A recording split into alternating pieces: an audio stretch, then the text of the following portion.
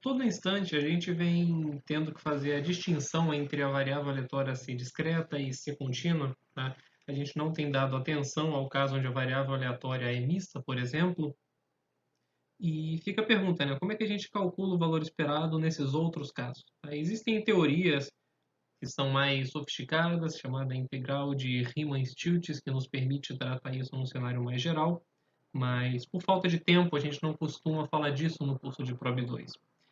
E nesse vídeo aqui eu vou apresentar para vocês um teorema que unifica, né, todos os cenários possíveis para as variáveis aleatórias na questão de calcular o seu valor esperado. E isso envolve, claro, né, o objeto que unifica as variáveis aleatórias, né, que é a função de probabilidade acumulada. Então, se o valor esperado de uma variável aleatória existe, a gente consegue escrever dessa forma. Tá? A gente pega a função de probabilidade acumulada dessa variável aleatória, tá? A gente sabe que ela se aproxima de 1 aqui. E aí o que a gente faz? De menos infinito até zero, a gente integra a área aqui embaixo da acumulada. De zero a mais infinito, a gente integra a área aqui acima da acumulada e subtrai essa da primeira. E isso vai dar o valor esperado da nossa variável aleatória. Tá? Eu vou convencer vocês que esse teorema é verdade, tá? Somente para variáveis aleatórias positivas, ou seja, a gente vai olhar somente para esse lado aqui, mas o convencimento também vale para a parte negativa, ele é bastante análogo. Então vamos focar em um deles, que o outro é bastante semelhante. Tá? Então, primeiro de tudo, como eu falei, vamos nos focar no caso positivo, tá? E o que essa figura traz para vocês é a interpretação que eu acabei de desenhar aqui no lado direito, porém no caso que a gente tem uma variável aleatória discreta. Tá? Você está calculando essa área aqui pintada em cinza, tá?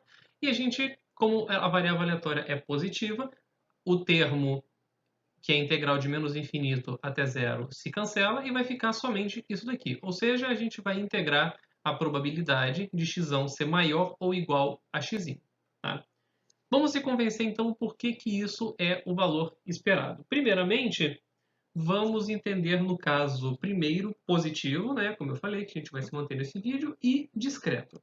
Então imagina que a variável aleatória assuma somente esses valores 0, 1 e 2, né, os inteiros positivos, e a gente consegue simplificar então a expressão, o valor esperado de x, a gente pode escrever como se fosse somatório, k indo de 0 até mais infinito, como a probabilidade de x ser maior do que k. Tá? E aí vamos fazer o seguinte. Se a gente olhar para esse triângulo de números que eu coloquei aí embaixo, imagina que você está fazendo a soma deles na vertical. Se você somar esses termos na vertical, você vai estar somando uma vez p de x igual a 1, duas vezes p de x igual a 2,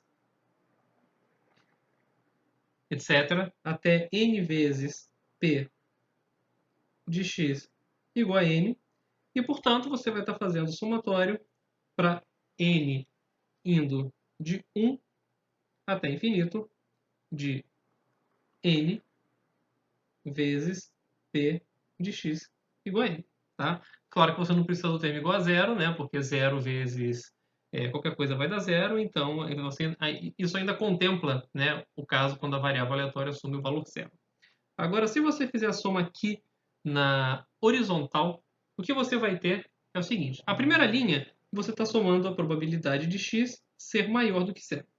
A segunda linha, você está somando a probabilidade de x ser maior do que 1, etc. Até que a enésima linha, você vai estar somando a probabilidade de x ser maior do que n. Ou seja, quando você olha na horizontal, você está somando somatório, n indo de 0 até mais infinito, vezes a da probabilidade de x ser maior do que n.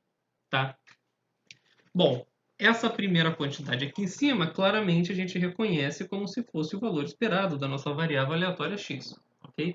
A princípio, não tem nenhuma garantia de que a soma na horizontal deveria ser a soma na vertical. Porém, isso aqui é uma série de valores positivos e a gente está assumindo que o valor esperado existe Então essa série ela é absolutamente convergente, portanto a gente pode trocar a ordem dos termos como a gente quiser. Então, portanto, isso daqui também é o valor esperado de x, tá? Bom, e esse somatório, no caso discreto, é exatamente o que a gente estava considerando, né? A probabilidade de x ser maior ou igual a n é exatamente 1 menos a acumulada calculada em n, tá? E aí está tudo de acordo, né, com o que a gente gostaria de ter, né? A gente está somando essas probabilidades, logo estamos calculando essa área aqui. O caso contínuo, ele tem alguma certa diferença, né? Claro, mas a gente vai ver que é bem intuitivo também a partir desse desenho. Então vamos lá. Quando você olha quem que é o valor esperado de x, por definição, né, eu vou até botar em vermelho para ficar condizente com o que está ali, é a integral de 0 a mais infinito de x, f de x dx. Ou seja, se você olhar para esse retângulozinho que eu botei aí em vermelho, tá? Olha só o que acontece com ele. O comprimento desse retângulo ele é exatamente x. Tá? A altura desse retângulo, vamos ver quem que é. A base dele está na acumulada calculada em x. Tá? E aqui a altura dele começa na acumulada calculada em x mais dx, tá? Como está indicado aí do desenho. Se você fizer a diferença de um do outro, f de x mais dx menos f de x, da definição de derivada, isso vai dar aproximadamente igual a densidade calculada em x vezes dx. Ou seja, esse retângulo tem altura f de x dx, onde esse f aqui é a densidade. Então, quando você for calcular a área desse retângulo, vai dar x f de x dx. Tá?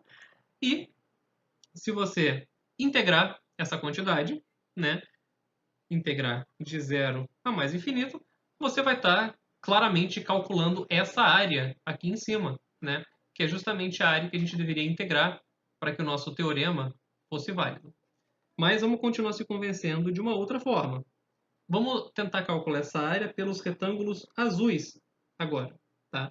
Os retângulos azuis, eles têm o quê? A base deles tem comprimento dx e a altura é quem? Bom, lá em cima está em 1, aqui embaixo está em acumulada calculada em x, então a altura deles vai ser exatamente 1 menos a acumulada calculada em x. Ou seja, a área desse retângulo é exatamente igual a 1 menos acumulada vezes dx. E quando eu integrar isso de 0 a mais infinito, eu estou calculando exatamente essa mesma área aqui. Tá? Então, caso essa área exista, né, ou seja, caso o valor esperado da variável aleatória exista, essas duas quantidades aqui coincidem. Ok? E a intuição, né, para o caso onde a variável aleatória só assume valores negativos, é análogo e eu vou deixar para vocês fazerem como exercício. Tá? Então eu fecho esse vídeo relembrando esse teorema. Então você tem x uma variável aleatória, independente de qual tipo ela seja. Se o valor esperado de x existe, então o valor esperado de x é dado por essa quantidade aqui, e isso independe da natureza da sua variável aleatória.